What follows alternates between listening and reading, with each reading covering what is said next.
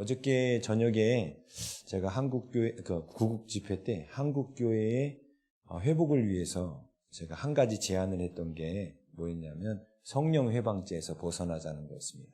기억나십니까? 성령 회방죄가 무슨 죄였냐면 회개하지 않는 죄였습니다. 그렇죠? 회개하지 않으면 심지어 우리의 구원도 취소될 수 있다. 그런 어저께 말씀을 드렸어요. 우리 한국교회가 부정해진 이유, 그래서 이 부정해진 것 때문에 지금 바벨론이 강성해졌다 했죠. 그 바벨론이 강성해져서 우리가 하나님 앞에 마음껏 신앙생활 할 수 없도록 바벨론이 커져버렸잖아요.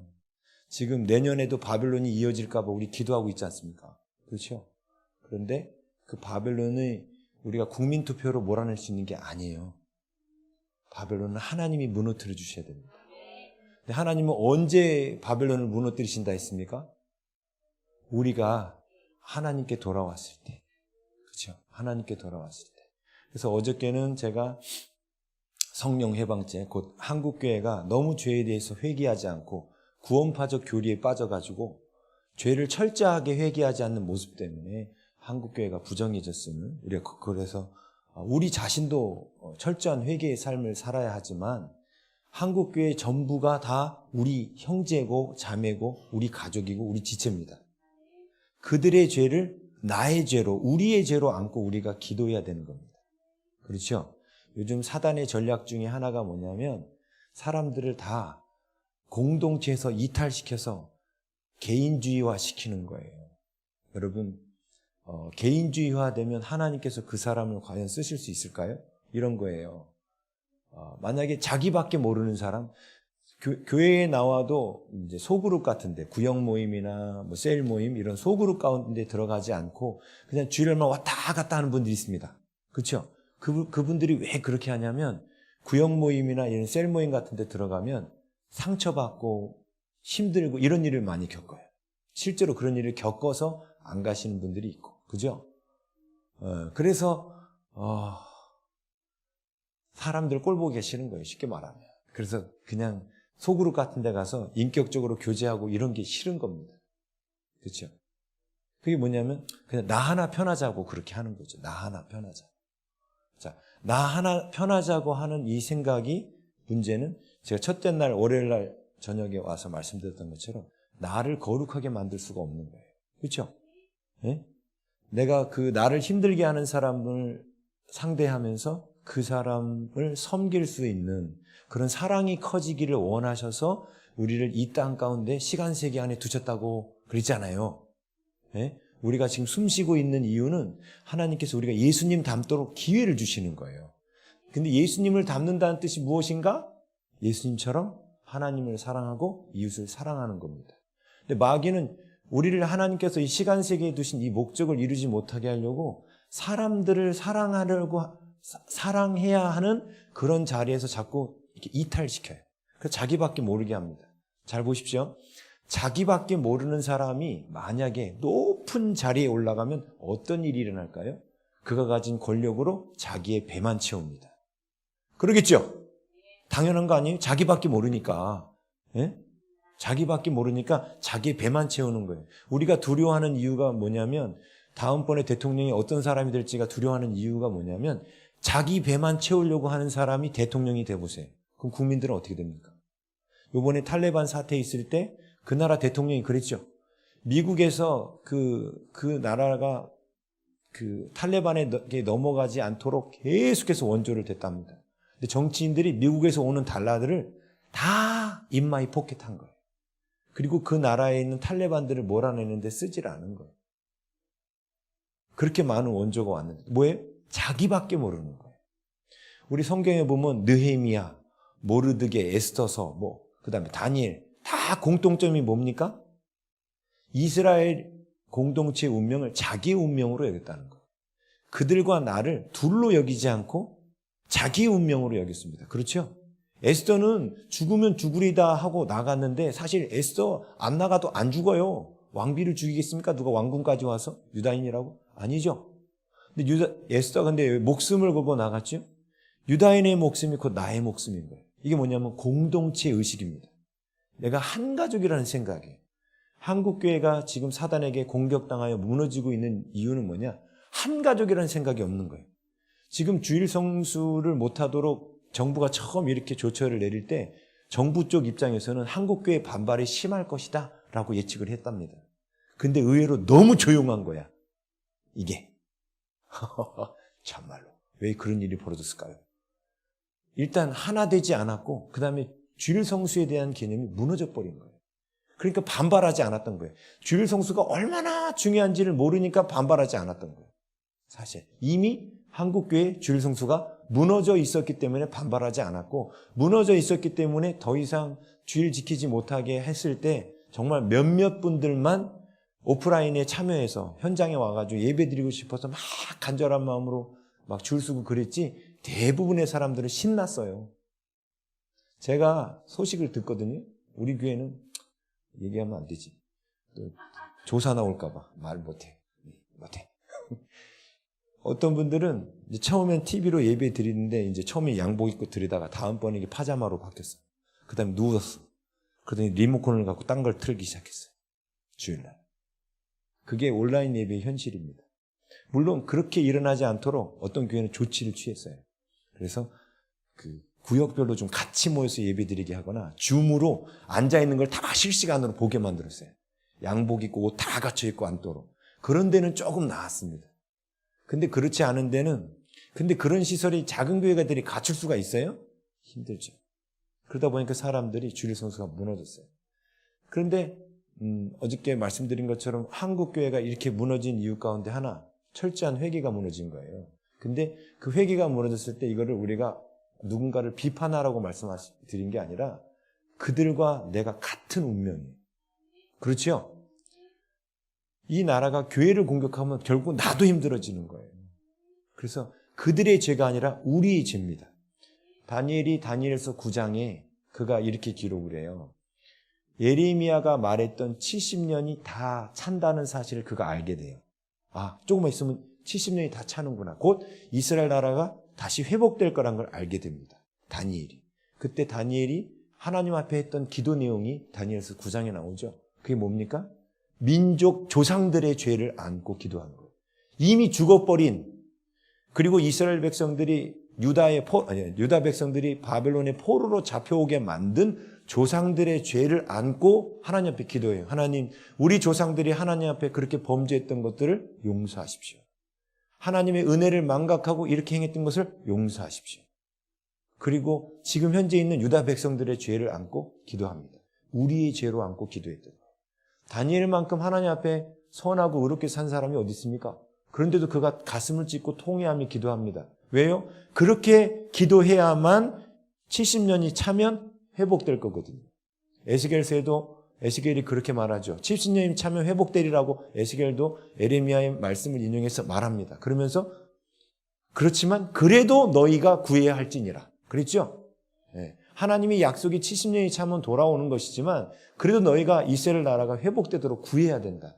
근데 그 회복되도록 구하는 내용이 뭐냐면 레위기 26장에 나온 것처럼 너희들의 마음이 낮아져서 하나님 앞에 그 범죄를 인정하고 그 형벌을 순히 받으면 하나님께서 하나님의 언약을 기억하고 이스라엘 백성을 다시 돌아오게 하신다 했습니다. 그래서 다니엘도 그랬고 다 그 이스라엘의 죄를 나의 죄, 우리의 죄로 안고 기도한 거예요. 우리 감림산 기도원 같은 곳이 필요한 이유가 뭐냐면 많은 사람들이 개교회주의로 가요. 자꾸. 옛날에는 부흥회 하면 옆에 있는 교회 다 같이 모여서 같이 들었습니다. 요즘엔 전단지 뿌려도 안 와요. 안 와요. 그냥 성도 뺏길까 봐. 안 와요. 그리고 교회들끼리 잘 연합하지 못합니다. 이거 심각한 거예요. 한국교회가 말씀을 잃어버렸기 때문에 이런 현상이 생긴 겁니다. 한국교회가 70년대, 80년대 이러지 않았습니다. 저 어릴 적에 어머니 따라서 부흥회 갈 때만 해도 정말 북적북적했어요. 여러 교회가 함께 모여서. 여러분, 감림산 그 기도원에서 오병이어라고 청소년 그 수련회 있는 거 아시죠? 마치 그렇게 했습니다. 그러니까 자체적으로 부흥 강사를 모실 수 있는 돈은 없고, 그러니까 근데 좀 좋은 양질의 하나님 말씀 좀 나눠주고 싶고, 그래서 교회들끼리 모여가지고 그렇게 했는데 사실 한국교회 중에 한 85%, 90% 정도는 다 미자리 교회, 작은 교회들이란 말입니다. 수련회 하나를 해도 이게 쉽지가 않아요. 근데 감림산 기도원에서 이제 코로나 터지기 전까지는 오병이어 집회를 해가지고 그런 작은 교회들이 다 함께 모여서 함께 은혜 받고, 예? 함께 그들이 꿈을 갖고 함께 한국을 살릴 생각을 했지 않습니까? 이게 공동체라는 생각이에요. 그래서 우리가 지금 기도원에 여기 앉아 계신 분들이 다 각자 다른 교회에 있지만 우리가 다 한 가족으로 알고 있어요. 왜 그렇죠? 우리는 성령으로 거듭난 자들이기 때문에 같은 혈통입니다.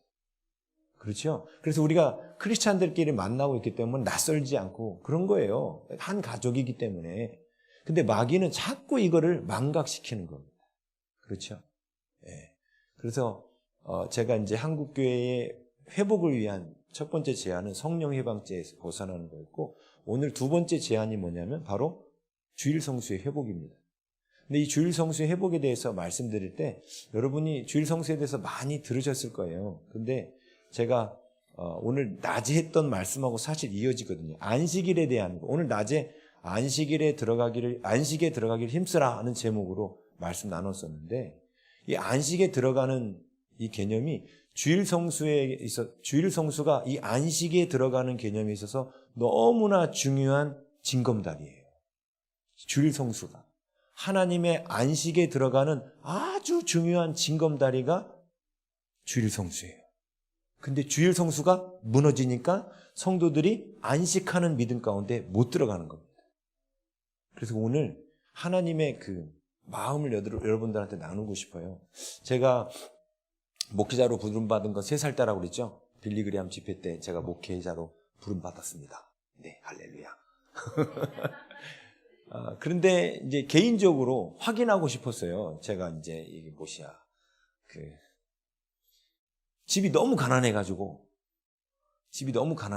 총신대학 갈 생각하고 그냥 공부는 쭉 했지만 사실 점수가 총신대학은 갈 수 있었지만 그 점수를 갖고 서울에 있는 어지간한 데를 또 갈 수 있었거든요. 근데 집이 너무 가난하고 어머니는 이제 혼자서 장돌뱅이셨어요. 장돌뱅이가 뭔지 아세요? 장마다 돌아다니면서 장사하는 사람을 장돌뱅이라고 해요. 그래서 제가 기억하고 있는데 이자가 들어간 날은 2,000장, 2자, 7자, 2,000장. 경기도에 있는 장이에요. 경기도. 2자, 7자, 2,000장, 3자, 8자, 광주장, 4자, 9자, 모란장, 5자, 10자, 용인장. 1자, 6자 장 안 열립니다. 1자, 6자에는 경기도에 장이 열리지 않아요. 장이 서질 않아요. 제가 장돌뱅이 아들이기 때문에 이걸 잘 알고 있는 거예요. 어머니께서 그렇게 힘들게 가난하게, 근데 장돌뱅인데 뭐 그렇다고 가게가 있으신 것도 아니고 그냥 짐 한 짐 다 싸갖고 가서 그 자리도 장에 쓰는데 이렇게 자리에 놓고 사람들 팔잖아요. 그 사람들은 돈 많은 부르주아 장사꾼이에요. 우리 어머니에 비하면. 왜냐하면 그 자리 살 돈도 없었거든요. 그래서 어머니가 그 장에서 이렇게 밀고 다니면서 장사하려고 이렇게 간이 수레를 갖다가 직접 조립해가지고 만드셔가지고 한쪽에는 수레, 머리에는 팔 물건, 이쪽에는 여기 안 들어가는 거 이렇게 들고 이러고 차 타고 가셨어요. 그러니까 그 모습을 보는데 제가 이거 목사 될 마음이 뚝 떨어지는 거예요. 빨리 대학교 졸업해가지고 어머니 고생 그만 시켜드려야겠다 이 생각이 들었죠. 그래서 고3 때 원서 쓰기 전에 정말 고민했습니다. 무슨 고민을 했냐면 꼭 내가 목사가 돼야 되는가? 초등학교, 중학교, 고등학교 생활기록부에 항상 목사 선교사로 써있던 제가 고3 때 고민을 했어요. 나 아니어도 목사 될 사람 많은데, 그죠? 많잖아요. 세상에 사람 많지 않습니까? 천지빼까리가 다 사람인데, 그죠?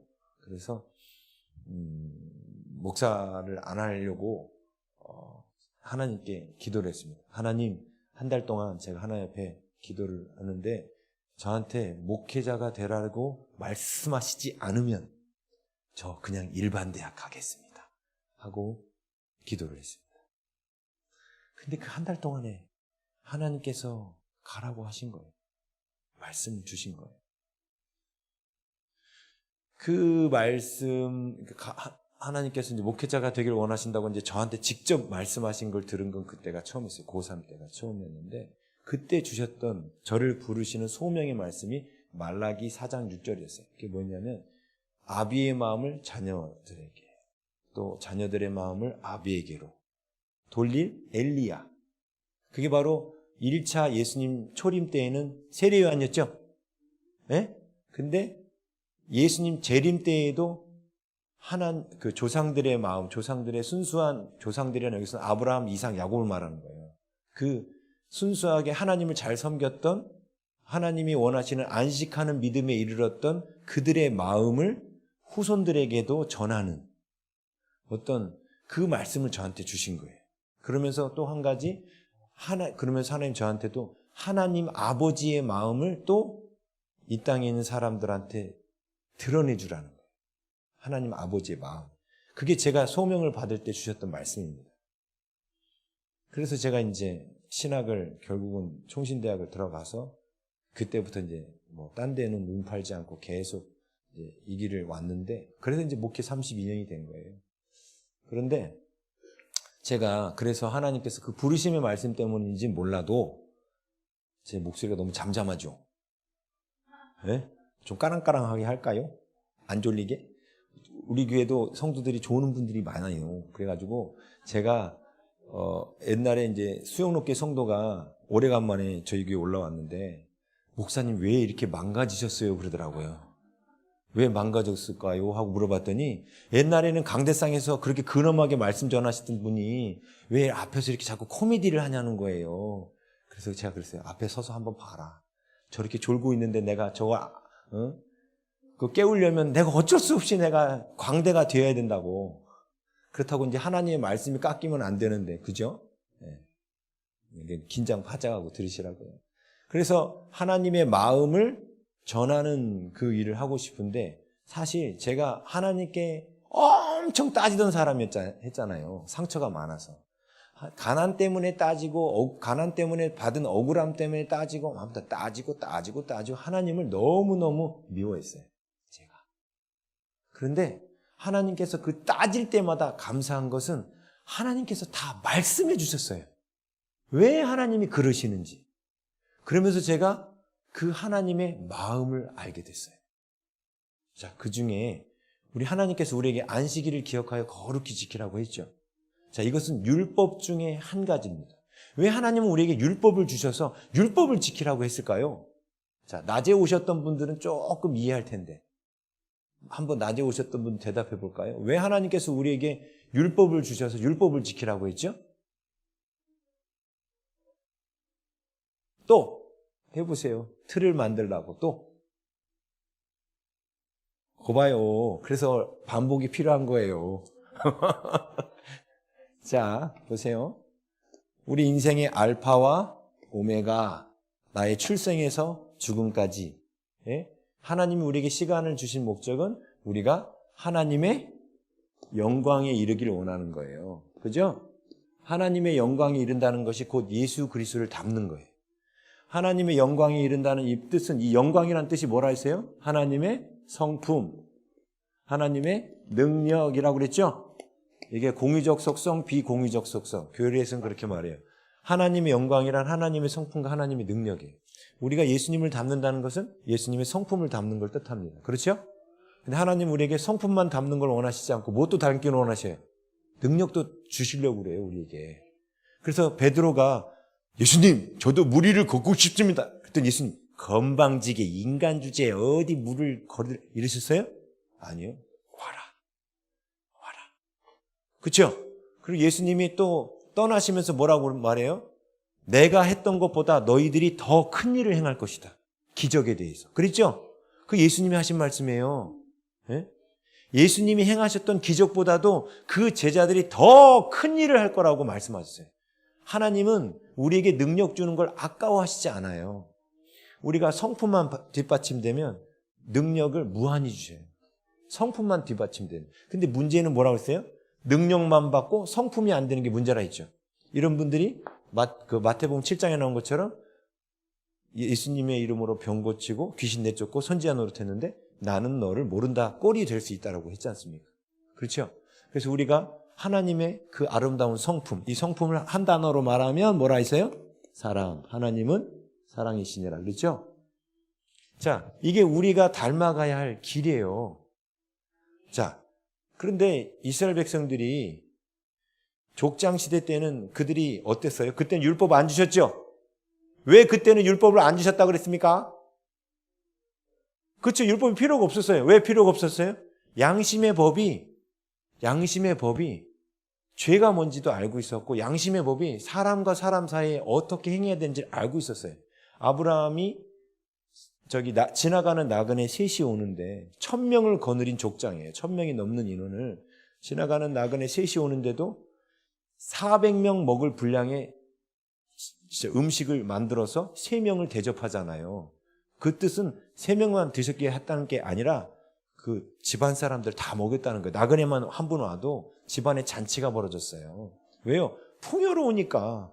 그리고 지나가는 나그네는 이게 얻어먹고 가서 나중에 나한테 돈 갖다 줍니까? 그런 거 없어요. 값없이 주는 사랑이죠. 그렇죠? 구약에서 하나님의 성품을 나타내는 게 공의와 인애예요. 공의, justice, 올바름이에요. 또 하나가 뭐예요? 인애. 인애를 우리나라 말로 인애로 번역했지만 히브리어로는 헤세드예요. 정확한 발음은 카세드예요. 카세드. 네, 카세드예요. 네, 이래야 좀 정신이 드시죠? 헤세드. 이게 진짜 발음이에요. 그 헤세드라는 뜻이 값없이 주는 사랑이에요. 그렇죠? 근데 아브라함이 정말 지나가는 나그네에게 값없이 베풀었죠. 왜 성경의 율법에 보면 고아와 과부와 나그네 그리고 레위인들에게 값없이 베푸는 것을 훈련시키죠. 그렇잖아요. 레위인은 이게 소출을 거두는 게 없고 나머지 셋은 소출을 거둘 수 없는 환경이고 나그네는 줘도 돌려받지 못하는 사람들이에요. 값없이 주는 거에 대해서 훈련하시죠. 그런데 아브라함은 이미 아브라함, 이삭, 야곱은 다 그게 되어 있던 사람들이에요. 근데 이스라엘 백성들이 430년 동안 그 기간 동안 얼마나 종살이 했는지 모르지만 요셉을 알지 못하는 애굽 왕이 생겨나고 난 뒤부터 이스라엘 백성들은 종노릇하기 시작합니다. 그래서 족장, 곧 왕의 아이덴티티를 갖고 있던 그들에게 뭐가 들어왔다고 그랬어요? 종의 근성이 들어왔다 했잖아요. 그래서 누군가한테 나누는 걸 덜덜덜덜 떨고 아까워해. 우리는 나누는 거라고 성경은 표현하는데 이거를 하나님이 우리한테 얼르고 달래서라도 나누는 걸 훈련시키려고 뭐라고 이걸 표현을 바꾸셨냐면 심는 거라고 바꾸신 거예요. 왜?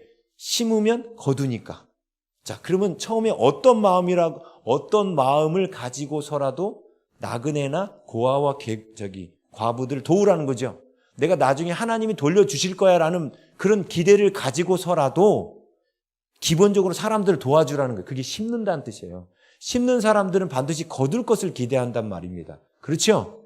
근데 진짜 아브라함처럼 진짜 부자는 누구한테 나눠주고 나서 누가 나한테 도로 줄 거라고 기대할까요? 아니에요. 왜요? 안 줘도 돼. 나 많걸랑? 부자예요. 그렇죠? 그래서 처음에는 하나님께서 제가 말씀드렸잖아요. 혼돈, 공허, 흑암의 상태에서 겉의 율법을 기록하는 단계, 속의 율법을 기록하는 이 겉에는 하나님께서 얼르고 달래서 나눠주고 베푸는 거를 훈련시키시는 거예요. 너 이거 남한테 심고 나누면 반드시 하나님이 주셔. 요렇게라도 해야 사람들이 심잖아요. 그렇죠? 근데 하나님의 진짜 목적은 뭐예요? 심었는데 우리가 하나님 앞에 믿음으로 누군가를 섬기고 심었어요. 근데 그게 당장 돌아오나요? 당장 안 돌아와요. 그건 도둑놈 심보예요. 농부는 봄철에 씨 뿌리고 다음날 거두러 추수하러 나가는 농부 없습니다. 그렇죠? 가을에 추수하러 나가요. 근데 이제 심는 것 가르쳤을 때 이 종의 근성에서 아직 벗어나지 못한 분들이 어떻게 하냐면 뭔가 하나님 앞에 드렸는데 결과가 빨리 안 나타나. 왜요, 하나님? 내가 하나님 앞에 얼마나 열심히 섬겼는데 뭐 나한테는 아무것도 안 돌아오네요. 막 이렇게 말해요. 그죠? 지금 그분은 심는 게 뭐 때문에 심은 거예요? 그냥 내가 부자 되고 싶어서 심은 거예요. 내가 부자 되고 싶어서. 이게 아직 겉에 율법이 기록되는 단계예요. 근데 속에 하나님의 사랑이 가득 차 있으면 뭔가 돌아오지 않아도 no problem. 그렇죠? 그냥 누구를 섬긴 것 자체로 하나님이 말씀하신 대로 사는 것 자체로 즐거운 거예요. 그냥 그게 즐거운 거지. 뭐 돌아올 거 계산하고 뭐 왜 심었는데 안 돌아오지 이런 거 계산 안 해요. 심었는데 왜 안 돌아오지를 계산하는 사람은 아직 겉에 율법이 덜 기록된 사람이에요. 뭔 얘기인지 이해하시겠죠? 예. 우리가 근본적으로 뭐까지 바뀌어야 돼요? 속까지 바뀌어야 되는 거예요. 속까지. 그래서 예수님은 속의 율법을 기록하시러 오신 분이라 했잖아요. 에레미야 31장 33절. 그렇죠? 내 법을 너희 속에 두며. 그게 메시아가 와서 이스라엘 가운데 줄 새 언약이 뭐냐? 하나님의 법을 겉에 기록하는 것이 아니라 속에 기록하는 거라 했지 않습니까? 근데 속에 기록한다는 뜻은 뭐냐면 이 안에 알맹이, 본질이 바뀌는 거예요. 아까워하는 마음은 다 사라지고 나눠주기를 기뻐하는 마음, 섬기기를 기뻐하는 마음, 다른 사람의 아픔을 나의 아픔으로 느낄 수 있는 마음, 이 속이 바뀌기를 원하신 거예요. 근데 겉모양도 그렇게 갖추지 못한 사람이 속이 바뀔 수 있겠습니까? 안 되겠죠. 그래서 하나님이 뭐부터 주신 거예요? 겉부터 바꾸라는 거예요. 겉부터 사랑하는 척 하라는 거예요. 심으면 줄게. 그러니까 좀 심어봐. 이렇게 해서라도 하나님은 우리에게 그 왕의 모습을 갖추게 하려고 주신 거예요. 자, 그러면 율법을 주신 이유 뭘까요? 다시 한번 점검해 볼까요? 율법을 왜 주셨어요? 틀을 만들고 그냥 간단하게 말하면 하나님 닮게 하시려고. 그래서 율법 주신 거예요. 그게 하나님 성품이지 않습니까? 우리가 예수님을 닮는 게 우리 인생의 목적이라 했지 않습니까? 하나님 닮게 하시려고 율법을 주신 거예요. 저는 그래서 이거를 이렇게 말해요. 하나님스럽다. 이런 표현을 써요. 하나님스럽다. 우리 로마서에 가서 한번 율법을 한번 보려고 그래요. 로마서 1장 한번 가볼까요? 이거 찾아보십시오. 로마서 1장.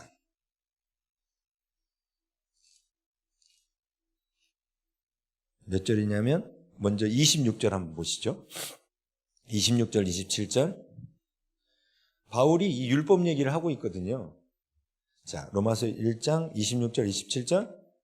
함께 읽겠습니다. 시작. 이 때문에 하나님께서 그들을 부끄러운 욕심에 내어버려 두셨으니 곧 그들이 여자들도 순리대로 쓸 것을 받고 영리로 쓰며 그와 같이 남자들도 순리대로 여자 쓰기를 버리고 서로 향하여 음욕이 불릴 듯하며 남자가 남자와 더불어 부끄러운 일을 행하며 그들의 그릇 때문에 상당한 보응을 그들 자신이 받았느니라. 아멘. 율법에서 구약의 창세기에 나온 모세오경에서 나온 한 나라가 멸망하는 마지막 단계가 뭐냐면 동성애예요. 그렇죠? 동성애는 무슨 뜻이냐면 틀이 없어진 거예요. 자, 마귀의 나라가 무슨 뜻이 뭐예요? 혼돈, 공허, 흑암이라 했죠? 소돔과 고모라가 혼돈이란 질서가 없다, 틀이 없다란 뜻이에요. formless, 그렇죠? 근데 틀이란 뭐와 뭐를 구별시켜주는 기준이란 말입니다. 기준. 근데 남자와 여자라는 기준이 사라져버리는 게 동성애예요. 아기들도요, 본능적으로 지가 남자인지 여자인지 압니다. 우리 교회에 꼬마애들이 있거든요. 참 재밌는 게 한 4살짜리 꼬마애, 5살이구나. 5살짜리 꼬마애가 2살짜리 남자하고 여자가 있는데 얘가 남자예요. 누구한테 잘해줄 것 같아요? 어떻게 하셨어요? 다 알더라고. 다 알아. 네? 본능적으로 알아요. 남자인지 여자인지 본능적으로 알아요. 본능적으로 알아요. 자, 이게 뭐냐면 틀입니다. 남자라는 틀, 여자들라는 틀은 동물들도 남자, 여자가 있잖아요. 무성생식하는 생물들 빼놓고는 이게 이 틀이 있지 않습니까? 근데 하나님의 틀이 무너져서 남자, 여자도 구별 못하는 틀, 이게 바로 소돔과 고모라 상태인 거예요. 자, 근데 이 상태를 뭐라고 표현하냐면 그들을 부끄러운 욕심에 내버려 두셨으니, 욕심에 내버려 두셨으니, 이렇게 나오죠? 자, 근데 지금 로마서에서, 물론 지금 로마라는 도시 안에, 나라 안에 그 동성애가 있었습니다. 그래서 이 말을 쓴 것도 맞아요. 자, 근데 지금 이 동성애를 쓴 이유가 그것 때문에 쓴 게 아니에요, 지금 바울이. 왜 구약에 그 많고 많은 죄 중에 동성애를 써놨는가? 이게 사람들이 틀을 말할 때 맨 마지막으로 말할 수 있는 틀이 남자와 여자의 틀이란 말이에요. 근데 그 틀마저도 무너졌다. 이거는 틀이 완전히 무너졌다는 뜻이에요. 그렇죠? 그래서 그 동성애가 확산되면 왜 하나님께서 그 땅을 심판하셨냐면 더 이상 틀이 안 세워지고 틀이 계속 무너지니까 무너뜨리시는 거예요. 그런데 그 다음에 28절부터 32절까지의 내용은 보세요. 또한 그들이 마음에 하나님 두기를 싫어하며 또한 그들이 하고 나오죠. 네? 하나님 두기를 싫어하며 하나님께서 그들을 그 상실한 마음대로 내버려 두사 상실한 마음이 나와요. 근데 그 다음에 나온 죄악들이 29절 곧 모든 불의, 추악, 탐욕, 악의가 가득한 자. 자, 이건 분명히 죄라는 게 인식이 되죠. 근데 보세요. 시기하는 마음. 살인은 죄로 인식이 돼요. 분쟁, 사기, 악독이 가득한 자요. 근데 보세요. 수근수근하는 자. 수근수근하는 자가 뭔지 아세요? 뒷담화하는 사람. 뒷담화하는 사람이에요. 그 다음에 30절 비방하는 자. 그 다음에요. 하나님께서 미워하시는 자요. 능욕하는 자요. 교만한 자요. 자랑하는 자. 자랑. 간증하는 게 아니라 자랑하는 사람. 그 다음에 악을 도모하는 자. 부모를 거역하는 자. 전문인들한테 이거 세게 읽으면 다들 움찔해요. 부모를 거역하는 자. 우매한 자. 여기서 말하는 우매한 자가 무슨 뜻이냐면 다른 사람의 마음을 읽지 못하는 자예요. 이걸 소위 뭐라고 말하냐면 공감 능력 제로. 그게 우매한 죄입니다. 자, 제가 지금 이걸 왜 폈냐면 보세요. 동성애라는 어마어마한 틀이 없음에 대해서 얘기하고 그 다음에 나온 바울이 제시한 죄는 어떻게 보면 뭘 그런 것까지 죄라고 하는 것도 들어가 있죠. 아, 다른 사람 뒷담화하는 걸 수근수근하는 걸 뭘 죄라고까지 하시지? 네? 그죠? 뭘 이런 걸 죄라고 하지? 그 다음에 배약하는 자가 뭐예요? 약속 어기는 거. 무정한 자. 마음이 따뜻하지 못한 것도 무정한 것도 죄래요. 네? 무정한 것도 제가 이거 읽으면서 제일 많이 찔린 게 바로 우매한 자예요. 우매한 자. 제가 이게 머리가 발달했다 했잖아요. 그러다 보니까 사람들의 마음을 공감을 잘 못해요. 공감 받으려면 사모님에게 가라. 제가 이래요. 그래서 처음 상담하러 오면 공감 받으려고 나왔느냐, 문제에 대한 해결답을 듣고자 나왔느냐, 막 이렇게 물어봐요. 공감 받으려면 사모님에게 가라 그래요. 왜 공감을 못하니까. 근데 이 말씀 듣고 제가 찔렸어요. 하나님께서 공감하지 못하는 것도 상실한 마음이고 공감하지 못하는 것도 죄라는 거예요. 그런데 구약의 율법에는 공감하지 못하는 걸 죄라고 규정한 적이 없습니다.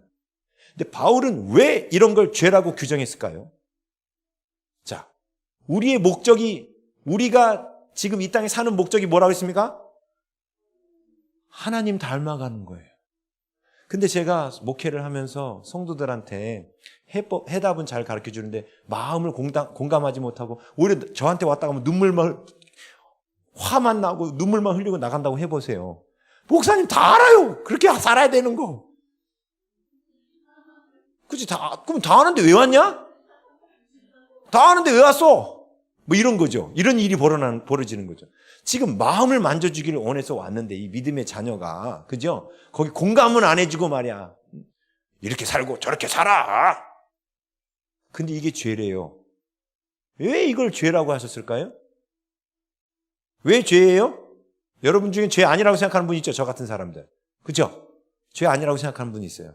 왜 하나님 이걸 죄로 규정하셨지? 이걸 죄로 규정해야만 제가 공감하려고 합니다. 그래야만 제가 하나님스러워지겠지요. 그렇죠? 여기서 무정한 자가 나오는데 난 정 없는 사람이야. 아이 그건 그냥 하나님 날 이렇게 만든 건데 자꾸 왜 나한테 그런 거 요구해? 막 이러죠? 그러면 안 돼요. 왜요? 정이 없는 사람은 어떻게 돼야 돼요? 풍성한 정이 생겨야 되는 거예요. 왜요? 그게 하나님스러운 거예요. 하나님께서 지금 이제 바울이 로마서를 쓰면서 그 혼돈의 끝판왕인 동성애를 기록해놓고 그 다음에 우리가 정말 별거 이것도 죄인가? 이걸 죄라고 할 수 있는가라는 것을 이렇게 다루는 이유가 뭐냐면 동성애로부터 남의 마음을 이해하지 못하고 이 따뜻한 마음이 없는 것까지 다 죄로 규정한 이유가 뭐예요? 우리의 목적은 뭐니까? 하나님을 온전히 닮는 거예요. 제가 그래서 그 뒤부터 회개하고 성도들 오면 공감하려고 해요. 그래서 참 힘들겠구나. 그러니까 성도들이 처음에 뭐라 하냐면 목사님 AI 같아요. 그래도 내가 노력하니까 좀 봐주라. 네? AI 같다는 소리 많이 들었어요. 그래도 제가 이렇게 왜 노력을 할까요, 제가? 이게 죄니까, 이게 죄. 죄의 정의가 뭐예요? 하나님 닮지 못한 거. 근데 사람들은 죄를 뭐만 죄라고 생각해요? 남 찌르고, 욕하고, 살인하고, 사기치는 것만 죄라고 합니다. 근데 하나님은 우리에게 갖고 계신 목적이 고작 그런 거 안 하는 정도가 우리를 향해서 원하시는 게 아니에요. 10계명 중에 8가지 계명은 하지 말라예요. 왜? 노예 근성으로 말미암아 그들이 나쁜 짓을 너무 많이 하니까 하지 마라 한 거예요. 그렇죠? 근데 하나님이 정말 우리에게 원하시는 것은 하지 않는 게 아니라 하나님이 원하시는 것을 하는 겁니다. 그래서 하나님을 닮는 거예요. 그렇죠? 그래서 10계명 중에 하라가 딱 2계명이 있어요. 2계명. 2계명이 있어요. 하나는 뭐죠? 안식일을 기억하여 거룩히 지키라. 이거는 두 낫이 아니라 하라는 계명이에요. 그리고 또 하나는 뭐가 있죠? 내 부모를 공경하라. 여기에 있습니다. 자, 질문 드리겠습니다. 내 부모를 공경하라는 계명이 부모에게 욕하지 않으면 다 지키는 겁니까? 아니죠. 네? 부모님 말씀에 순종만 하면 다 지키는 겁니까? 아니죠. 공경하라는 뜻 안에는 그 이상이 있어요. 뭔가 부모의 말을 거역하지 않는 것뿐만 아니라 그 이상이 있죠. 뭘 해야 돼요? 부모님을 기쁘시게 해드리는 것들을 자꾸 해야 해서 뭔가를 더 아이디어를 짜내서 뭔가를 더 해내야 되는 거예요. 그게 공경입니다. 그렇죠? 그게 어떤 모습이냐면 사랑하는 모습이에요. 내가 부모님을 사랑하는 모습이에요. 근데 사랑은 한 가지 길만 있는 게 아니라 다방면으로 해야 되는 거예요. 제가 아내한테 음식물 쓰레기 한 번 버려다 주고 내가 당신 사랑했어. 그리고 다른 일을 전혀 안 도와줘. 그럼 사랑이 아니죠. 네? 다른 일도 또 아내가 힘든 게 없나 하고 봐가지고 도와주고 그래야 사랑이잖아요. 못하는 거 자진 납세하는 겁니다, 지금.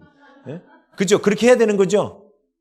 사랑하라는 계명은 하지 말라로만 규정될 수 있는 계명이 아니라는 거예요. 그래서 10계명 안에도 우리가 하나님을 향하여 달려갈 수 있는 계명, 그게 2가지 계명이 안식일과 부모 공경에 관한 계명입니다. 나머지 계명은 뭐예요? 자꾸 죄악적으로 가니까 가지 마 하고 막아놓은 거예요. 막아야 뒤돌아가. 어디로 가라는 거예요? 하나님 사랑. 이웃 사랑의 대표가 누구예요? 부모 사랑이거든요. 부모님도 사랑 못하는 것이 다른 이웃을 사랑한다. 다 거짓말입니다. 다 거짓말입니다. 우리 교회 오면 청년들이 다 부모님 사랑하게 됩니다. 부모님 사랑 안 하면 입을 찢어버립니다. 그냥. 왜? 그게 출발이거든요. 그게. 내 부모님도 사랑 못하면서 뭔 이웃을 사랑하겠다고. 그죠? 네? 부모님만큼 날 사랑해 준 분이 세상에 어디 있어요? 그렇죠? 근데 그게 뭐예요? 하지 말라는 요 반대쪽으로 가지 말라고 막으신 거고 하라는 이쪽으로 가라고 말씀하신 거예요. 그래서 이쪽으로 가라는 계명을 잘 지키면 우리가 하나님스러워지는 거예요. 하나님을 닮게 되는 거예요. 하나님을 닮아야 하나님의 영광을 우리에게 주시는 거거든요. 그래서 하나님 우리에게 율법을 주신 목적이 우리에게 탁 올가매가지고 너 이거 안 지켰어? 번개 한번 맞아볼래? 이런 마음으로 주신 게 아니라는 거예요. 그렇죠? 당장 부모가 자녀들한테 예의범절을 가르칠 때 왜 예의범절을 가르쳐요? 안 가르치세요? 가르치잖아요. 왜 가르쳐요? 부모님이 그렇게 나를 가르쳤으니까 나도 가르치는 거예요? 그 이유는 아이들이 부모 밑에서 어른 섬기는 걸 배우면 밖에 나가서도 어른을 섬기겠죠. 그러면 밖에 나가서 어른들한테 이쁨 받을까요? 미움 받을까요? 이쁨 받아요. 그러면 얘네들이 밖에 나가서 뭐 하나라도 더 얻어먹고 살아요. 그렇죠? 근데 부모를 공경하는 걸 집안에서 배우지 않는 아이는 밖에 나가서 어른 공경할까요? 안 해요. 그런 애들은 요즘 부모들이 그런 애들을 요즘 어른들이 어떻게 해요? 가가지고 담배 피란 소리도 피지 마라 이 소리도 함부로 못해요. 애들이 칼 들고 쫓아올까 봐. 그죠? 신경도 안 써요. 그리고 기회만 있으면 뒤통수 때리고 도망가요. 어른들이 화가 나가지고. 그렇게 얄미운 것들은. 그죠? 근데 자식을 그렇게 키우면 안 되지 않습니까? 자식한테 예의범절을 가르치는 게 틀을 가르치는 거잖아요. 근데 그 틀을 왜 가르치는 거예요? 밖에 나가서도 사랑받으라고. 밖에 나가서 사랑받으라고. 저희 아버지가 제 아내랑 결혼할 때 제일 먼저 뭐부터 물어보셨냐면 제 아내가 조씨거든요. 조씨. 한양 조씨. 조씨. 근데 아버지가 그부터 물어보시더라고요. 네, 한양 조씨입니다. 됐다. 양반 집안이구나. 그냥 오케이. 왜 어른들이 옛날에 양반 집에서 사람을 데려간다 했죠? 그 집에서 기본적인 예의범절을 배우기 때문에. 그래서 어른 대하는 법을 기본적으로 익히고 왔다라고 생각하는 거예요. 그죠? 그러니까 결국은 예의범절을 부모가 가르친 이유가 얘가 밖에 나가서 대접받으라고 잘 되라고 가르치는 거예요. 그렇죠? 하나님께서도 우리에게 율법을 주셔서 이 말씀대로 살라고 하신 이유가 우리를 옥죄고 우리를 죽이려고 주신 게 아니고 우리를 하나님의 영광 가운데 이르게 하시려고 주셨다는 겁니다. 그런데 이스라엘 백성들이 겉으로는 열심히 율법을 지킬 때 겉으로 너무너무 율법을 열심히 지켰죠. 근데 율법을 지키다 보니까 율법 안 지키면 죽이는 줄 알고 하나님은 자기를 율법을 지키는 게 너무너무 힘들었어요. 그러니까 속에 율법이 기록될 틈도 없어. 그냥 겉으로 그냥 안식일 날은 몇 걸음 이상 걸으면 2,000규빗 이상 걸으면 안 되고 뭐 하면 안 되고 당시 겉에 기록되는 율법의 진짜 포커스는 거의 다 뭐였냐면 다 안 되고 했어요. 근데 율법학자가 예수님께 나와서 예수님께 물어보죠. 예수님, 구약의 율법을 좀 요약해 주시겠습니까? 근데 다른 복음서에는 율법학자한테 예수님 오히려 물어봐요. 구약이 뭐라고 말하더냐. 율법학자가 이렇게 말하죠. 예, 하나님을 사랑하고 내 이웃을 내 몸과 같이 사랑하는 겁니다. 그때 예수님이 그 율법학자를 칭찬합니다. 다른 사람들은 율법을 뭔가 하지 마라. 하나님이 내 인생에 간섭해서 나를 귀찮게 하는 것처럼 생각했는데 이 율법학자는 율법의 진짜 목적이 하나님을 사랑하고 이웃을 사랑하도록 하나님이 주신 거라는 걸 알았어요. 그래서 예수님이 그 율법학자는 칭찬해요. 자, 이게 뭐냐면 예수님이 구약 성경을 그렇게 해석하셨다는 거예요. 그렇죠? 구약의 율법은 그것 때문에 온 거예요. 지금 제가 여러분한테 그 주일 성순이 뭐 부모 공경이 얘기할 때 이게 하나님이 뭔가 우리에게 짐을 지으려고 하는 게 아니죠. 진짜 우리를 위한 게 느껴지십니까? 이게 제 사명이라고요. 하나님의 마음을 하나님의 백성들한테 알게 하는 거. 이제 하나님의 마음이 좀 느껴지세요? 우리 잘 되라고. 왜? 우리를 사랑하시니까. 우리 잘 되라고 율법을 주신 거예요. 그 중에 한 가지가 중요한 게 아까 그랬잖아요. 내 부모를 공경하라 하고 또 한 가지가 뭐라 했어요? 안식일을 기억하여 거룩히 지켜라 해요. 그러면 안식일을 거룩히 지키면 우리가 하나님의 영광 가운데로 더 잘 나갈 수 있다는 뜻이죠. 요 비밀을 몰라요. 그리고 사람들이 주일 성수하라면 이걸 다 그냥 율법적으로만 이 겉에 기록되는 율법적으로 돈 쓰면 안 된다고? 이거 배고프면 밥 사 먹을 수 있는 거지. 좀 까다롭네. 주일날 좀 쉬고 일주일 내내 일하느라고 힘들었는데 주일날이라도 좀 TV 보고 쉬어야지. 아침 일찍 예배 드리고 와서 막. 근데 주일날까지 붙잡아 놓고 무슨 성경 공부야. 우리 예배는 길어. 또 예배 참석 안 하면 지옥 갈 것 같고. 이게 뭐냐면 율법이 짐이 되어 있는 자의 모습이에요. 그렇죠? 네? 이런 분들이 이 설교를 들어야 되는 거예요. 그런데 하나님의 의도는 안식일을 기억하여 거룩히 지키면 뭔가 좋은 일이 있으니까 지키라고 하신 거잖아요. 그렇죠? 오늘 우리가 처음 창세기 2장 본문 읽었는데 창세기 2장 3절에 하나님이 그 일곱째 날을 복되게 하사 거룩하게 하셨으니 이는 하나님이 그 창조하시며 만드시던 모든 일을 마치시고 그날에 안식하셨습니다. 하나님께서 7일째, 여기가 안식이라고 했죠. 안식. 7일째 안식일 날 이 날을 어떻게 하셨다고요? 복되게 하셨고 거룩하게 하셨다고 나와요. 자, 보세요. 7일째를 복되게 하셨고 거룩하게 하셨어요. 복되게 하시고 거룩하게 하셨어요. 자, 그럼 우리한테 안식일을 지켜라. 안식 가운데 들어가라. 하나님 우리에게 뭐 주고 싶으시다는 뜻이에요. 복을 주고 싶다는 뜻이고 거룩하게 하고 싶다는 뜻이죠. 이제 보이십니까? 하나님의 마음이 우리에게 복을 주고 싶어서 주일 성수하라는 거예요. 그런데 제가 그래서 우리 이따가 이제 헌금 특송하겠지만 우리 오상덕 형제 고등부 때 제가 가르쳤다 했잖아요. 그때 충영교회에서 고등부 애들 가르칠 때 그 충영교회는 그 서울의 소위 말하는 파락군 지역에 있는 애들이 많아요. 공부 잘하는 애들이 많습니다. 파락군 지역 애들이 많아요. 걔네들이 대부분 이렇게 판사되고 검사되고 막 이렇게 잘 나가는 애들이 많아요. 이런 애들이 고3이 되면 한 고3이 제가 갔을 때 한 110명, 120명 정도, 110명 정도 됐구나. 됐는데 고3이 되면 50명으로 줄어요. 출석 인원이. 나중에 50명이 한 30명 되다가 막 이게 줄어요. 네? 근데 제가 제 사전엔 그런 일은 있을 수가 없는 거예요. 왜요? 하나님 뭐라고 하셨어요? 안식일을 기억하여 거룩히 하라 했죠. 하나님의 안식일 안에 들어가면 복이 오고 거룩해지는데, 그죠? 그래가지고 안식일을 주일 성수를 해야 되는 이유를 말했어요. 보통들은 어떻게 하냐면 고등부 예배가 9시에 있는데 9시 예배 안 나오고 7시 일부 예배, 어른들 예배 가가지고 예배 딱 드리고 끝나고 학원 가요. 그리고 하루 종일 공부합니다. 근데 하나님 뭐라고 했어요? 안식일날 아무것도 일하지 말라고 그랬잖아요. 너희들한테는 일하는 게 공부하는 거다. 주일날 공부하지 마라. 그렇게 했어요. 파락군 지역 애들한테. 그럼 애들이 따를까요? 안 따를까요? 따라요? 안 따라요? 안 따를 것 같죠? 다 따랐어요. 고등부 애들이 다 따랐어요. 그래서 그 해에 오히려 고3 숫자가 늘어났습니다. 오히려. 물론 이렇게 간단하게 얘기하지는 않았어요. 왜 주의를 지켜야 되는가를 얘기는 했지요.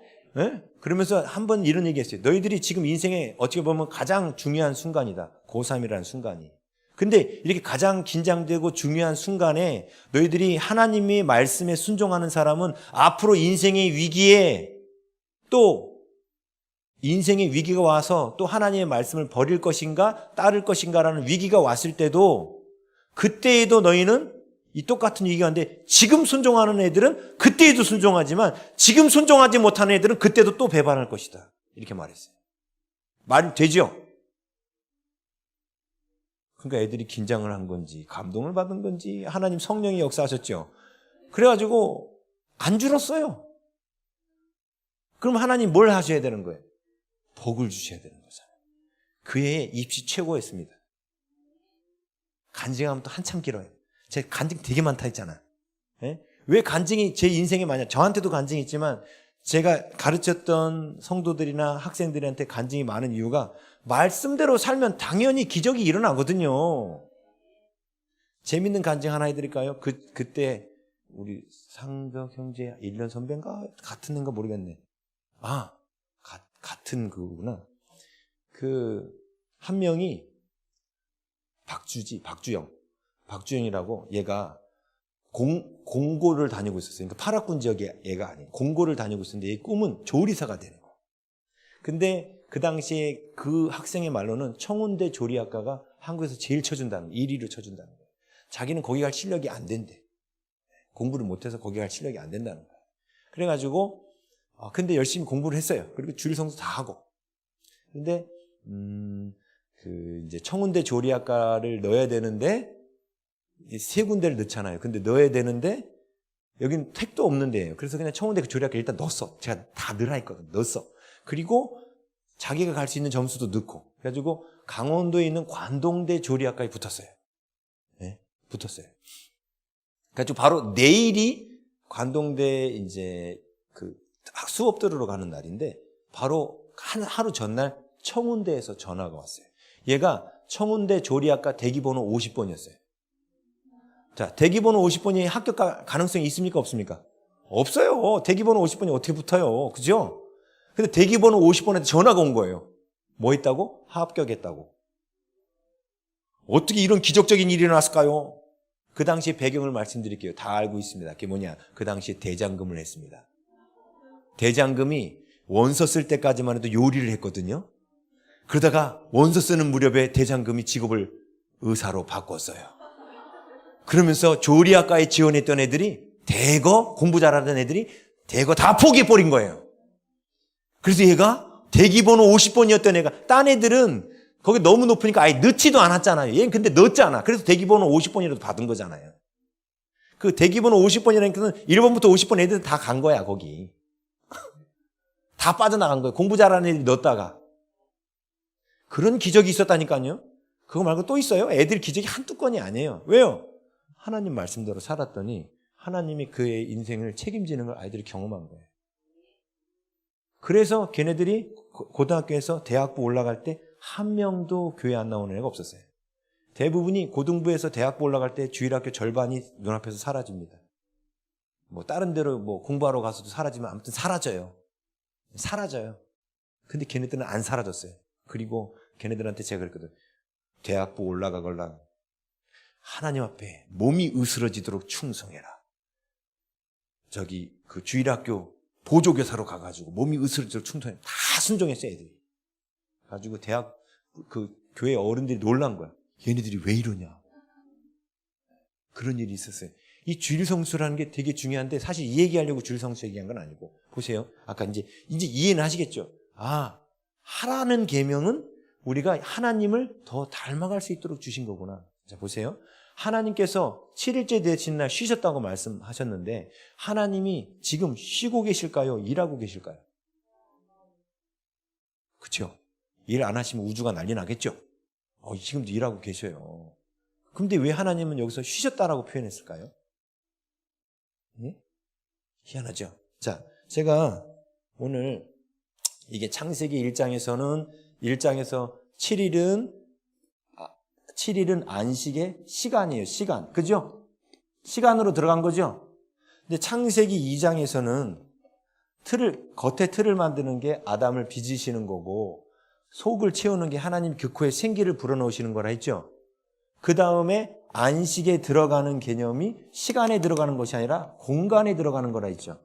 에덴이라는 공간 안으로 아담을 넣으셨죠. 예? 낮에 했어요. 네. 2장에 나오잖아요. 창세기 2장에. 에덴이라는 공간 안에 넣으셨죠. 2장 8절에 나오죠. 네, 에덴이라는 공간에 넣으신 거예요. 자, 질문 드리겠습니다. 아담이 에덴 동산에서 안식일이 무슨 요일이었을까요? 갑자기 침묵이 쫙 흐르네.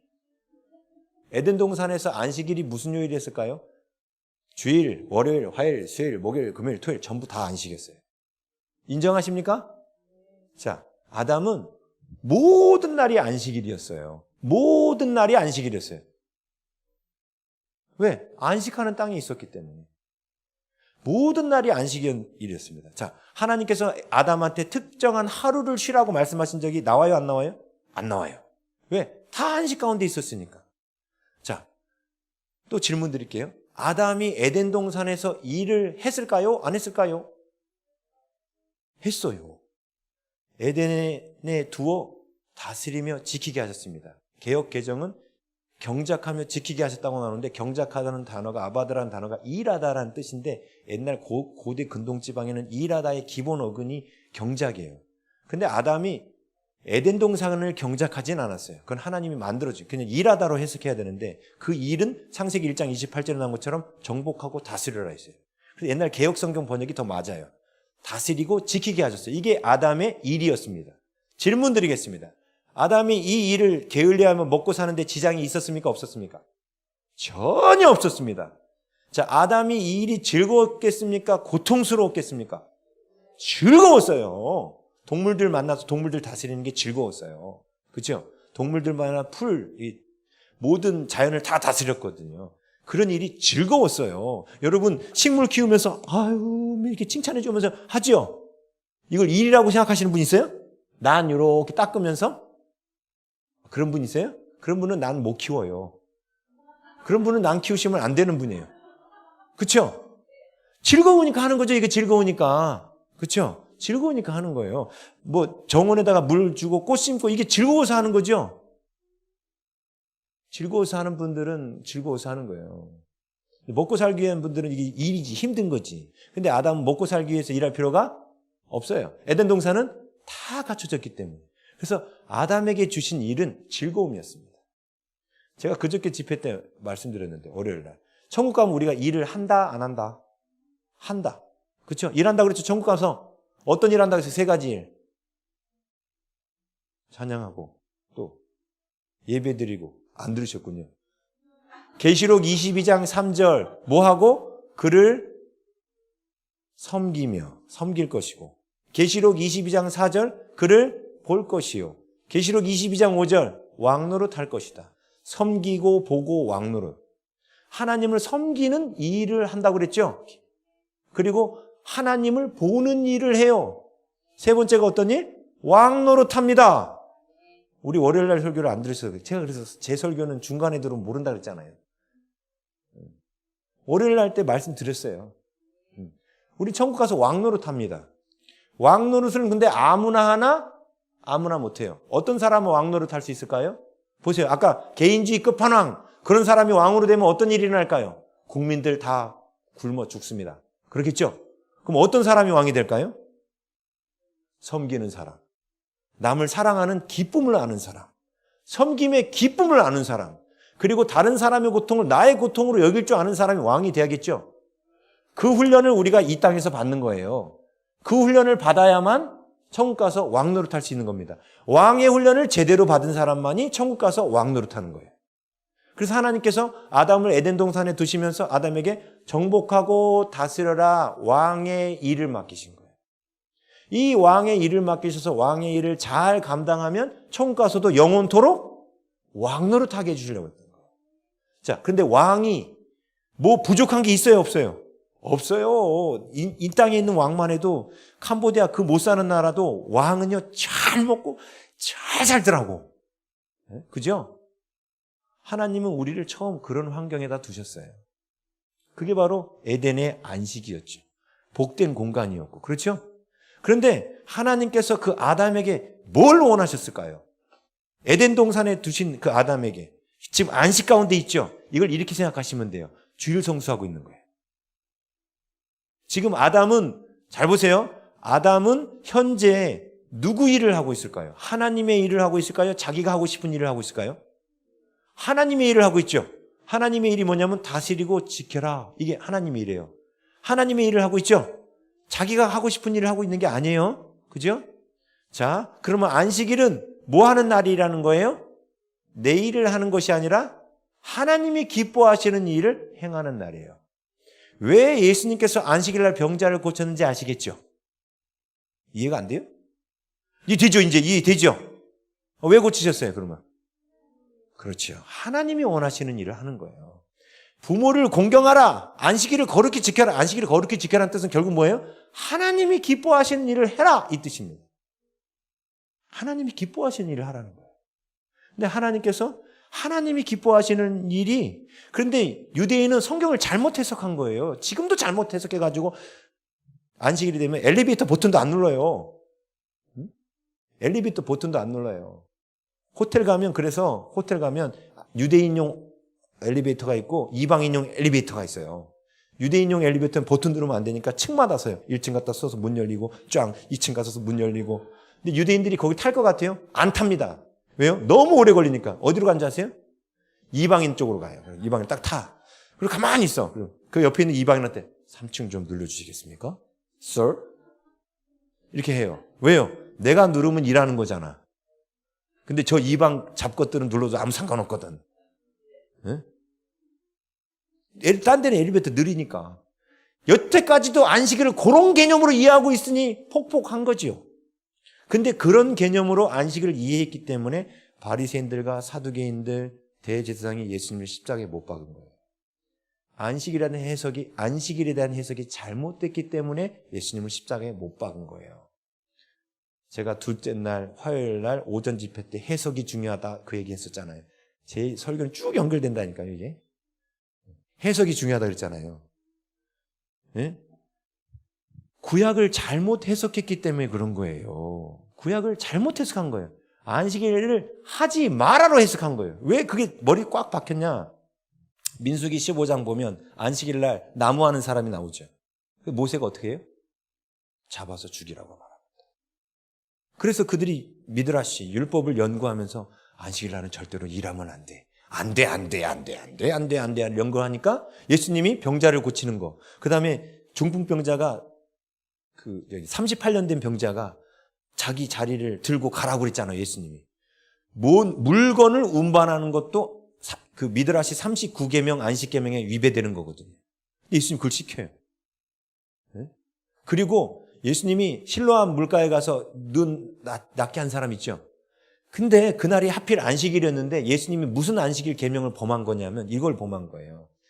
안식일 날은 음식을 하면 안 되니까 반죽을 하면 안 되는데 예수님이 그날따라 그냥 한수만 하시지 그냥. 예?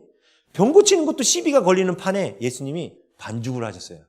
흙에다가 침을 탁 뱉어가지고 막 반죽을 하셔가지고 눈에 싹 바르셨거든요. 반죽을 하신 거예요 이게. 예? 그래가지고 유대인이 더 열받은 거예요. 병 고치는 것도 열받은데 반죽까지 하신 거예요. 예수님 일부러 그러신 것 같죠? 예? 자, 예수님이 지금 안식일을 어기셨습니까? 지키고 계십니까?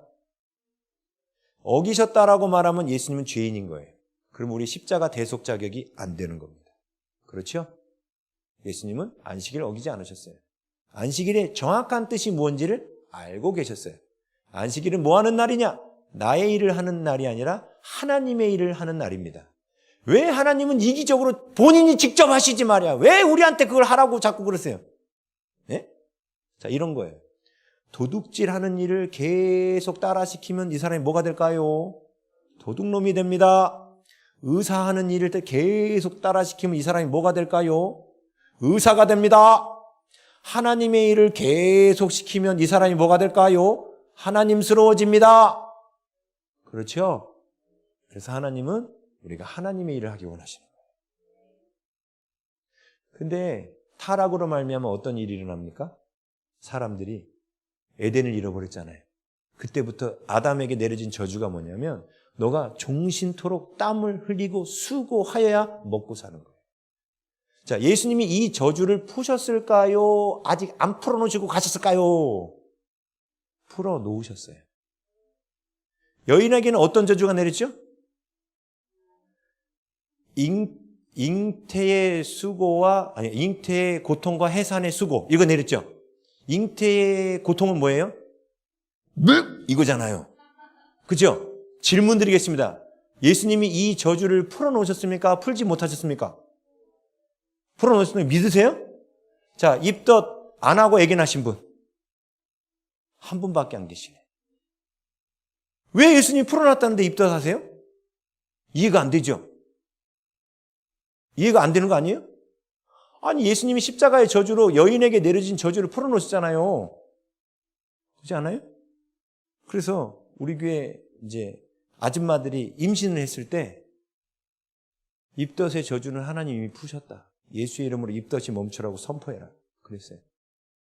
근데 이 얘기를 남편들한테 한 게 제가 실수였어. 남편들한테 아내한테 전화를 그랬거든. 그때 남편이 가서 그랬더니 아내들이 뭔 소리냐고요. 입덧해서 힘든데 막 이렇게 말하면서 원망을 하더래요. 근데 목사님이 그러셨어. 근데 믿져야 본전 한번 해볼 만도 하잖아요. 근데 마음 섭섭하다고들 안 하는 거야. 이 감정을 안 죽이는 거야 이게. 그냥 믿져야 본전 감정 한번 쓱 대적하고 해보면 되잖아. 했어요. 근데 감사하게도. 입덧 했을까요? 안 했을까요? 3명의 산모가 있었는데 3명도 안 했어요. 왜요? 믿음이에요. 예수의 이름으로 하와에게 내려진 입덧의 저주는 끝났음을 내가 선포하노라. 예수의 이름으로 입덧은 끝날지어다. 선포하라 했거든요. 선포했어요. 그리고 그 뒤부터 입덧 안 합니다. 진짜 안 했어요. 우리는 하나님의 말씀을 말씀 그대로 믿지 않는 게 문제예요. 말씀 그대로 믿지 않는 게 문제인 거예요. 하나님이 분명히 안식일에 들어가면 복 주고 거룩하게 하신다 했지 않습니까? 근데 말씀을 말씀 그대로 안 믿어요. 뭐가 어린아이 같은 믿음이에요? 말씀이 이렇게 했네. 믿습니다 하나님. 이게 믿음이에요. 말씀 그대로 믿는 거. 그래서 제가 말씀드렸죠. 간증이 많다고. 간증이 많아요. 왜? 세상 사람들은 당연히 받아들이는 그 저주가 하나님의 말씀을 따르는 자들한테는 저주가 일어나지 않거든요. 그러니까 간증이 많은 거예요. 이게. 못 믿겠으면 물어보세요. 우리 성도들이 지금 잔뜩 앉아있으니까 한 10명 앉아있나 지금?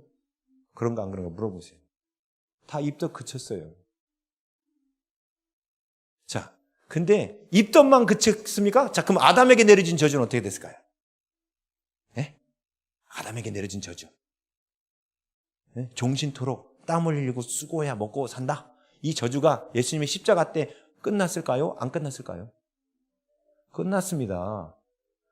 그런데 목사님, 뭔 일입니까? 제가 일을 안 하면 먹고 살 방법이 없습니다. 이게 뭔 소리입니까? 이렇게 생각하시죠? 그렇게 충분히 생각하실 수 있어요. 자, 보세요. 하나님께서 우리에게 일을 주실 때 아담이 일을 즐겁게 했다고 그랬죠? 그래서 우리에게 아담에게 내려진 저주가 풀리는 게 뭐냐면 우리가 즐겁게 안식하며 하는 일을 찾는 거예요. 그게 뭐냐면 은사대로 사는 거예요. 그게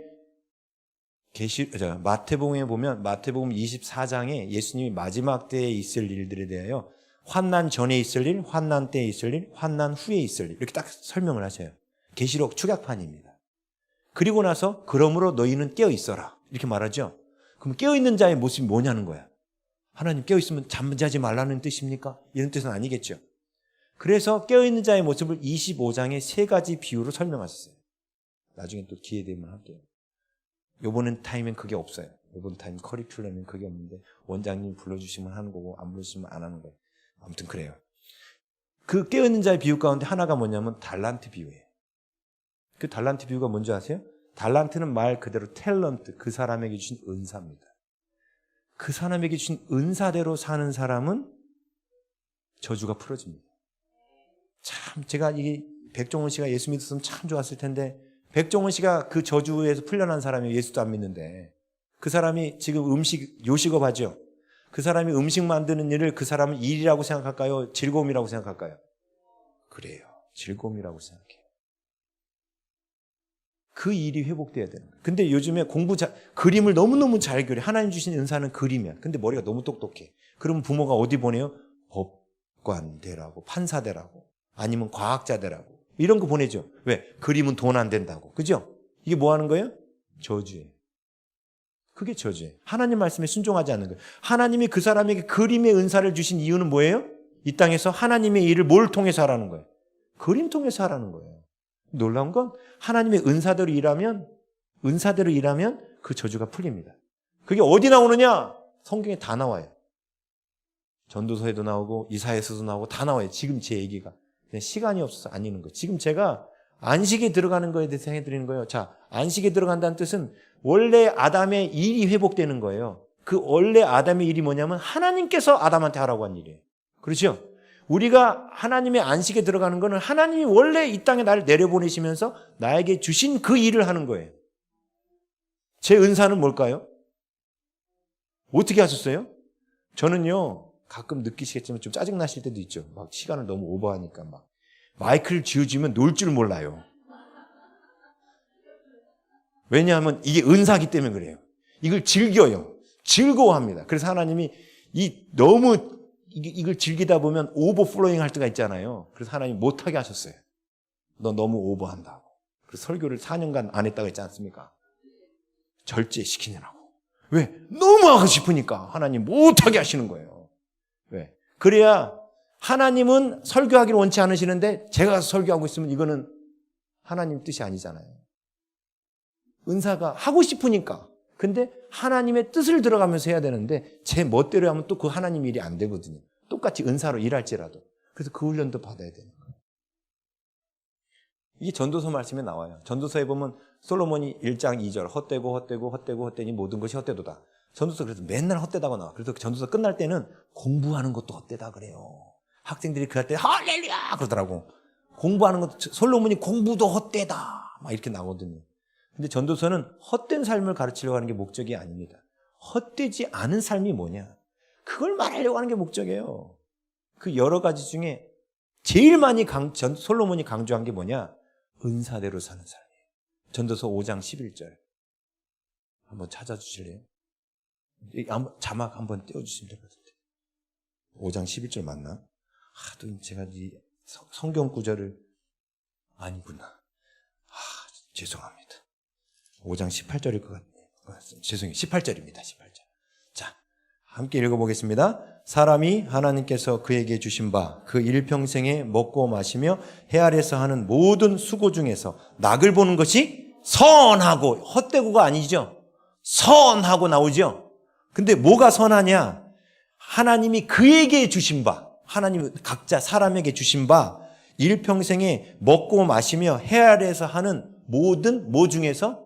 수고, 일 중에서 낙을 보는 것이, 즐거워하는 것이. 다시 말하면 하나님이 나에게 맡겨진 은사대로 일하기 때문에 그 속에 즐거움이 있다는 거예요. 일을 하면서 즐거워하는 그 삶은 어떻다? 선하다는 거예요. 그리고 그것은 아름답다는 거예요. 헛되지 않은 거, 이거예요. 그래서 이거 말씀에 순종하면 아담에게 내려진 저주도 풀립니다. 그 얘기는 또 하면 한참 걸려요. 아무튼 안식일이 그런 날이라니까요. 나의 일을 하는 날이 아니라 누구 일을 하는 날이다? 하나님의 일을 하는 날이다. 그런데 저주 가운데 있는 우리 인생들이 주일날 직장에서 출근하라 그러는 거예요. 이제 앞으로 계속 출근하라고 그러는 거예요. 네? 그럼 출근해야 돼요. 그냥 직장 때려치고 딴 데로 옮겨야 돼요? 그렇죠. 때려치고 옮겨야 되는 거예요. 왜 그렇죠? 하나님의 일을 하려고 다니는 거지 지금 내가 먹고 살려고 다니는 게 아니죠. 왜 하나님이 원래는 아담한테는 하루가 아니라 전부가 다 안식일이라 했죠. 근데 그 안식을 잃어버렸기 때문에 1일부터 7일 중에 이 7일째, 토요일이었죠. 옛날에는. 이 하루를 딱 구별해서 이날만큼이라도 너희들 먹고 사는 일을 내려놓으라는 거예요. 그리고 이날만큼 뭐 하라는 거예요? 하나님이 원하시는 일을 하라는 거예요. 이해되시죠? 근데 그 하나님이 원하시는 일이 뭐예요? 하나님의 영광으로 가는 길이에요. 하나님을 닮아가는 길이에요. 자, 하나님을 닮아가려면 어떻게 해야 돼요? 하나님이 뭘 원하신지를 알아야 돼요. 말씀을 배워야 되는 겁니다. 배우고 연구해야 되죠?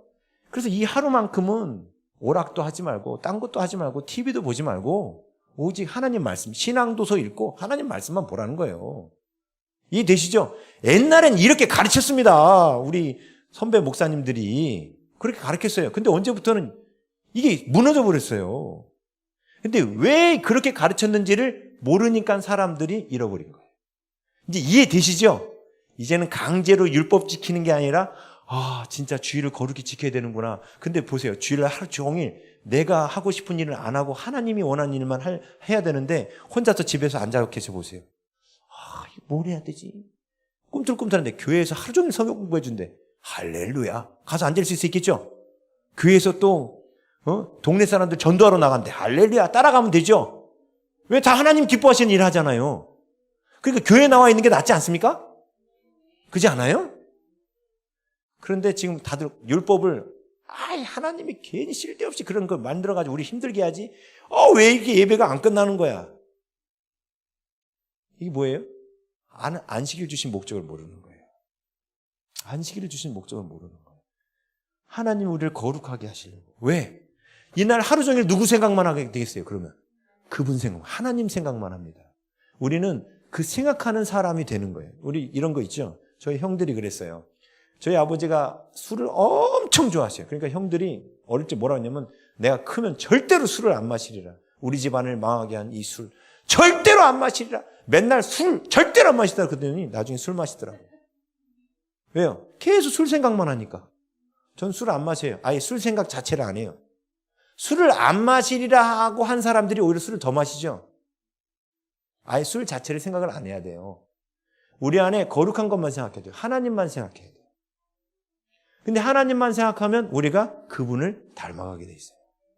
그래서 주일날은 우리 안식일은 하루 종일 구별하셔서 그날은 하나님을 알아가는 데 집중하셔야 돼요. 그분이 어떤 분인지, 그분이 나에게 뭘 원하시는지, 그리고 그 일을 실천하는 날입니다. 근데 하나님의 뜻은 딱 하루만 하기를 원하실까요? 아니죠. 어떻게 될까요? 요 하루가 나중에 회복이 돼서 1일부터 6일이 저주가 돼버렸잖아요. 아담 때문에. 엿새 동안 힘써 일해야만 먹고 사는 저주가 내려졌죠. 근데 예수 그리스도로 말미암아 이게 풀렸어요. 어떻게 돼요? 전체가 다 안식하는 날이 되길 원해서 하나님이 이 날을 8일이라고 명명하셨습니다. 제 8일에 관하여는. 사실 8일이라는 개념이 없잖아요. 우리. 그렇죠? 근데 성경에는 제 8일이라는 게 나와요. 이 제 8일이 뭐냐? 안식에 들어간 자가 누리는 8일이에요. 일주일 내내가 다 안식이에요. 자, 일주일 내내 그럼 뭐 하라는 거예요? 하나님이 뭘 원하시지? 하나님이 뭘 기뻐하시지? 내가 어떻게 하나님을 더 닮지? 요거를 일주일 내내 하라는 거예요. 이게 바로 동행의 삶입니다. 그렇죠? 그런데 우리는 연약하여.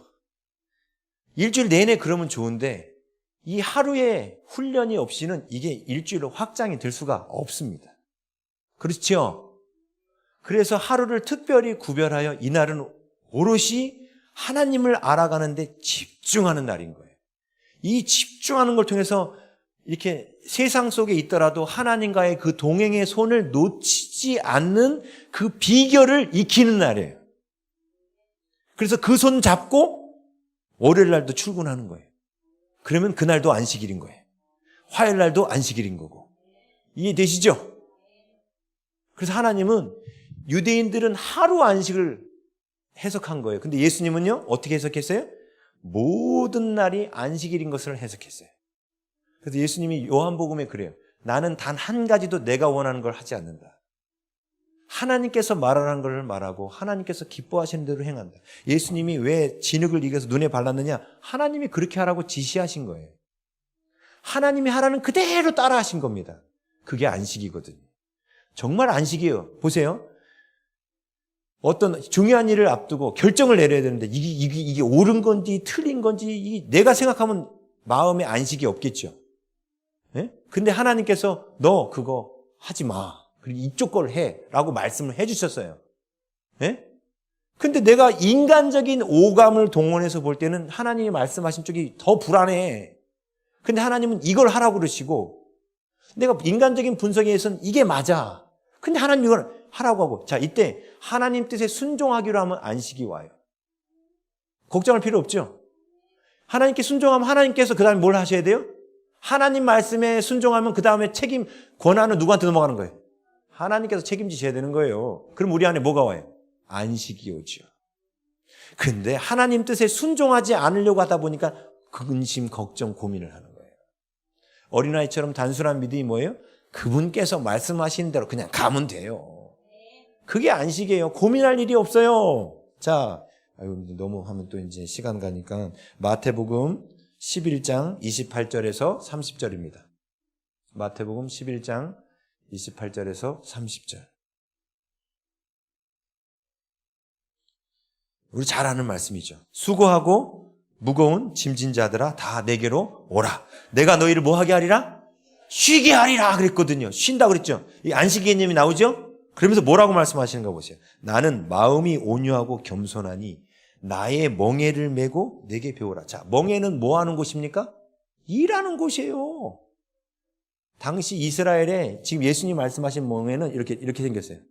소가 2마리가 이렇게 머리를 넣고 이렇게 대충 이렇게 생겼겠죠. 소가. 예?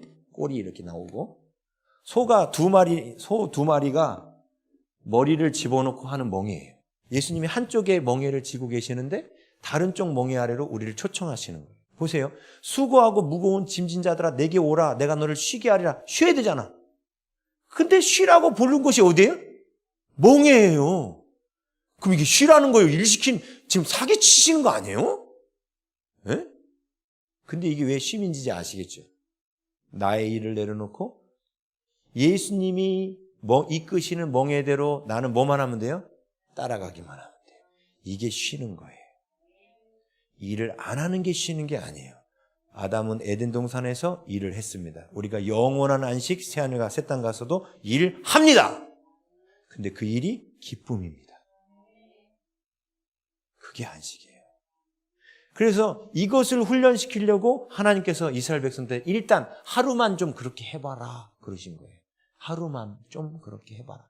그래서 이게 토요일 날 지키느냐, 주일 지키느냐, 이게 중요한 게 아니라 분명 하루를 완전히 구별해서 이날만큼이라도 내가 먹고 살기 위한 거 다 내려놓고 하나님을 알아가고 하나님이 기쁘시게 되는 그런 일을 하는데 집중해 보라는 거예요. 그리고 그 일을 확장하라는 거예요. 그러면 우리 인생이 아담이 이 일이 8888 이게 되는 거죠. 그러면 어떻게 되는 거예요? 에덴에 들어와 있는 거예요. 자, 근데 이 에덴에 들어가는 원리가 성경에 이렇게 나왔잖아요. 하나님이 아담이 아직 사실은 그런 믿음에 있지는 않았지만 처음에 아담을 어디다 두셨냐면 안식의 공간에 두신 거예요. 그렇죠? 안식의 공간에 있으면서 아담 안에 안식의 마음이 생기기를 원하셨겠죠. 하나님과 동행하는 기쁨. 그죠? 근데 아직 아담 안에 마음의 본질은 안 채워졌어요. 안 채워졌기 때문에 선악을 알게 한 나무 실과를 따먹고 타락한 거예요.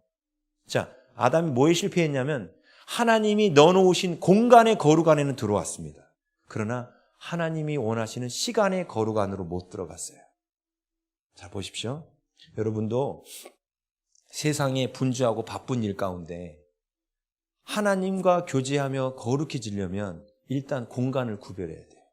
지금 여러분들도 세상에 있지 않고 기도원에 올라와 계시잖아요. 이게 뭐냐면 공간의 거룩입니다. 근데 공간의 거룩고 이 자리에 나와 있으면서도 여기서 끝나면 안 되고 우리가 시간의 거룩으로 들어가야 되는 거예요. 이 시간의 거룩이라는 게 뭐예요? 그 하나님과 교제하는 거예요. 그분을 알아가는 거예요. 왜 따로 특별하게 우리가 이런 공간을 마련해서 나옵니까? 저 세상에 있으면 자꾸 전화 오고 뭐 하라 그러고 하나님께 집중한 집중력을 잃어버렸기 때문에 내가 이 집중력을 회복하려고 기도원으로 올라오는 거예요. 공간의 거룩을 하려고. 근데 여기 올라와서도 실패하고 내려가는 분이 어떤 거냐면 공간은 거룩하게 했는데 시간의 거룩으로 못 올라간 분은 실패하고 내려가는 거예요. 시간의 거룩이 뭐예요? 이 안에서 하나님 앞에 기도하면서 그분의 뜻을 듣고 이제 그분 말씀대로 살겠다고 결단하고 그리고 그분이 공급하시는 힘을 얻는 것까지가 시간의 거룩 안에 머무는 겁니다. 밤 깊도록 동산 안에 주와 함께 있으려 하나 괴로운 세상에 할 일 많아서 날 가라 명하신다. 이거 보세요.